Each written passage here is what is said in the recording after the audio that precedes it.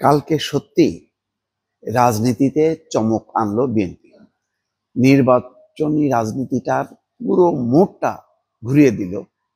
বিএনপির সামনে কি করবে, কত শক্তিশালী দল বিএনপি, সেটা কিন্তু কালকে প্রকাশ ঘটালো এইভাবে, যা অনেকেই কল্পনা করতে পারেনি, সেটাই কিন্তু ঘটলো। বিএনপি একসঙ্গে 236টা আসনে প্রার্থী তালিকা ঘোষণা করবে, এটা কেউ কল্পনা করতে পারেনি। তার আগে অবশ্য ওয়ার্ম আপ করেছে ভেতরে ভেতরে। অনেকে বলছিল যে বিএনপির নির্বাচনী প্রস্তুতি নাই, এটা নাই সেটা নাই, কিন্তু বিএনপি ঠিক সময়ে, এমন একটা রাজনৈতিক সংকটের সময় বিএনপি প্রার্থী তালিকা নিয়ে হাজির হলো।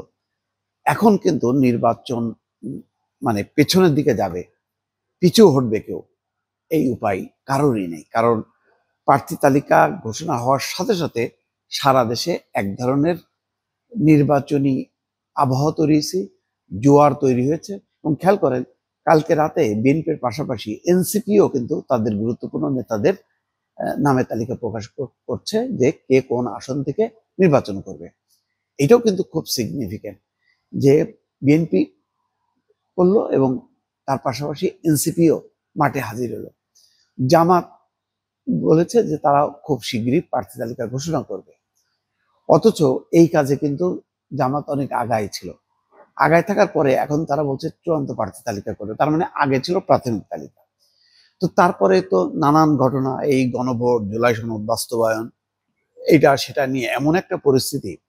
এবং ডক্টর মোহাম্মদ ইউনূসও যখন দেখছেন যে নির্বাচন ঘিরে মানে বিপদ আসতে পারে, ছোটখাটো বিপদ না, বড় বিপদ, তখন কিন্তু হঠাৎ করে যে নির্বাচনের যে পথটা, সেটা কিন্তু থমকে গেল। ঠিক এই সময় যখন ডক্টর মোহাম্মদ ইউনূস দায়িত্ব দিল যে রাজনৈতিক সংকট বা সমঝোতার সূত্র তারা বের করবে না, রাজনৈতিক দলেরই দায়িত্ব। আর রাজনৈতিক দলগুলোর কাছে ছেড়ে দেওয়া মানে এটা একটা আর একটা সংকটের দিকে আসলে ঠেলে দিল। ঠিক সেই সময় বিএনপি 236 আসনের প্রার্থী তালিকা ঘোষণা করল। আরেকটা দেখেন বিশেষ দিক, সেটা হলো বেগম খালেদা জিয়া। অনেকে মনে করছিল যে তিনি বোধহয় বিদায় নিয়েছেন, তিনি আর রাজনীতি করবেন না, নির্বাচন করবেন না। তিনি নির্বাচন করবেন তো করবেনই, 3টা আসনে তিনি নির্বাচন করবেন। খেয়াল করেন, যখন নাকি বিএনপির প্রধান বেগম খালেদা জিয়া 3টা আসনে নির্বাচনে ঘোষণা দিলেন, পুরো মানে আবহাওয়া কিন্তু একদম পরিবর্তন হয়ে গেল। তারপরে তারেক রহমান আগে কখনো নির্বাচন করেননি, এবার তিনিও বগুড়া থেকে নির্বাচন করবেন। তার মানে মা ছেলে দুজনই নামছেন। বিএনপির সমস্ত মানে হাইকমান্ড, একদম শীর্ষ পর্যায়ে আর কেউ বাকি থাকলো না এই নির্বাচনী যেই রাজনীতি, সেই রাজনীতিতে নেমে পড়তে আর কেউ বাকি থাকলো না। কিছু প্রার্থী আছে, টেকনিক্যাল কারণে হয়তো তাদেরকে রেখে দেওয়া হয়েছে।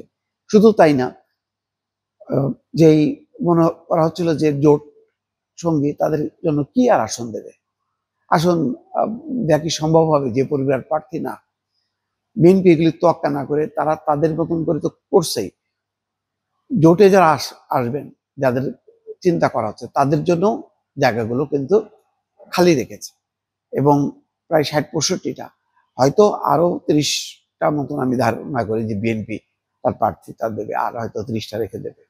এখানে এনসিপি সহ মানে জোট সঙ্গীর সবাইকেই আমন্ত্রণ জানানো হচ্ছে যে তোমরা আসো, নির্বাচন করো।